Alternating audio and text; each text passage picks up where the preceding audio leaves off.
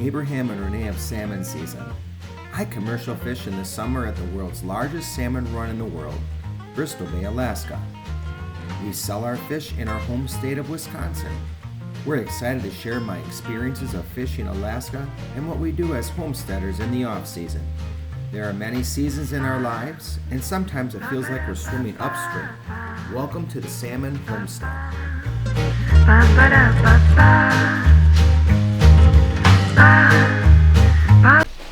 Los Angeles, California, salmon shark. Baby shark. Kingston, Washington, salmon shark. Homer, Alaska, salmon shark. Nebraska, Lincoln. Sonora, California, Indian. Naples, Florida, salmon shark. Whose is it? So where I'm from, or where I was born, or where I live? Carl, come on, just give me something. Well, I was born in Everett, Washington. I live in Jupiter, Florida, and I fish on the Mariah. Didn't know if you were going to add some more there. What is it? San Diego, California, Mariah. Oh, hello there. I'm Rob from Columbus, Nebraska, and I fish on baby shark. That was the best, Rob, of everybody except Carl, of course. What? Forgot to add he was a TV star. Yes, that is Carl. He sometimes tries to fish on the Northwestern as well. Of which he's gonna, after this, he's headed on the Northwestern and gonna do some tendering. What fish can you see they're gonna bring to you? What? Oh yeah, he's gonna get some humpies. See, like look, you put your thumb up, it's smaller, so you can still get closer. Okay. They said they saw some on the road earlier. North County, you know, like Carlsbad. So, Joe, before we get going, can you tell the camera what exactly are we doing here? Where are we headed? We're going to Brooks. Here's my Go see some bears. And why do we want to go to Brooks? There's a bunch of bears there. So We already saw 5 bears like really close on the way here. you get to see them standing on a waterfall catching salmon out of the air. All right. That was a month ago. Is that a promise? We're gonna see that? We're doing with Dad? Everybody's got the little choppy out here. His dad was his mom was like the secretary of the fucking school.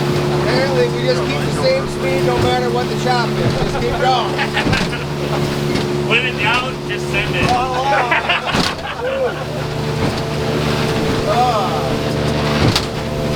Hopefully, I haven't lost my water legs.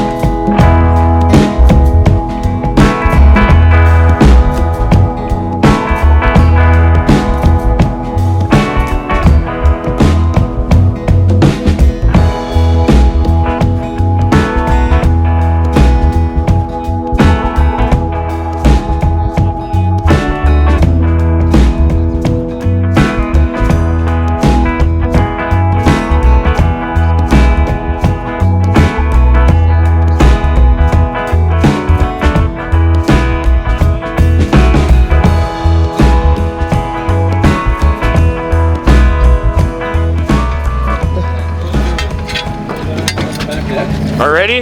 Yep. Was he supposed to attach the rope? Somebody tie it off? Sure. Wait, we hit ground. What did we do? I said to throw it 5 minutes ago. It's like on our boat, Abe. Okay, throw it, guys. Oh, you're in the cabin? Let's circle one more time.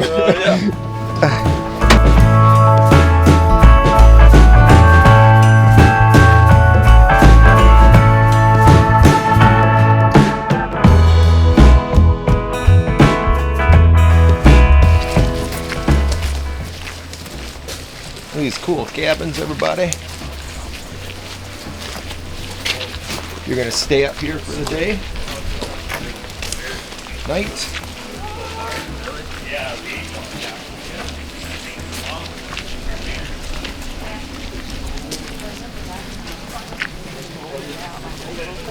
The best way to avoid a sticky situation is to let bears know what you are and where you are by using a normal conversational tone.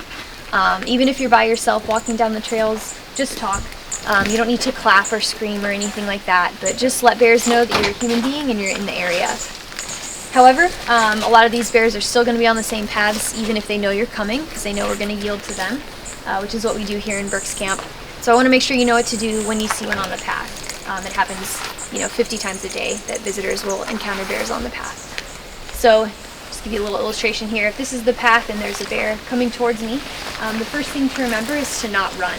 They are predators and they can run 35 miles an hour. If something runs away from them, sometimes it triggers that predator-prey response in their brain and they will just chase after you. So don't freak out. If it's coming towards you, you're most likely just in the way of where it wants to go.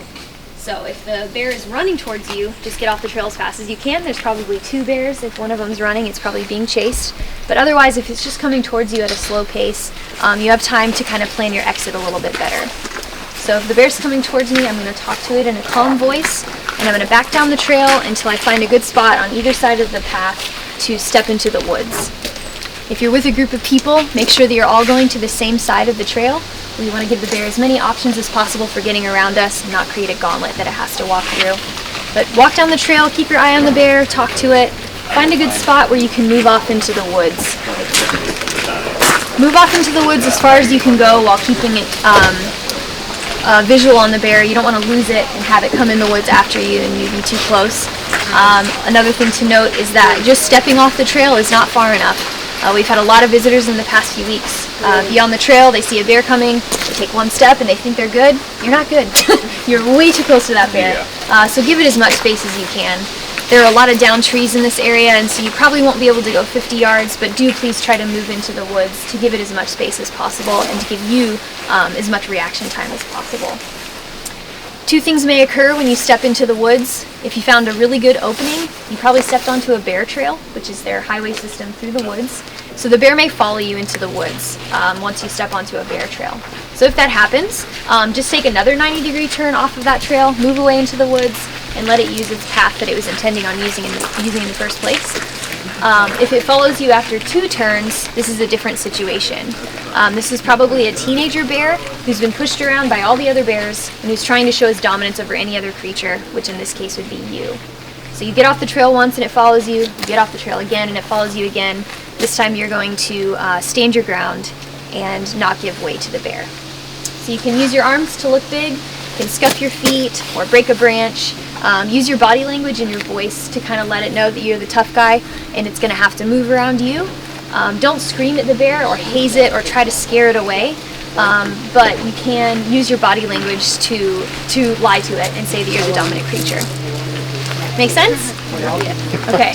That was here last time. They said the thumb roll. The bear's bigger than your thumb? Never say the thumb roll. That was not me. No, this was like 10 years ago. Oh, okay.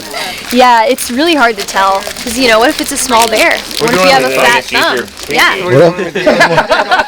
And what if I have a thicker thumb? Yeah, that's the thing. Thank you, Jason.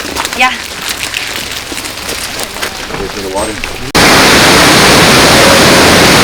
Right here at Katmai National Forest, Brooks River and Brooks Falls, watching the bears catch the salmon.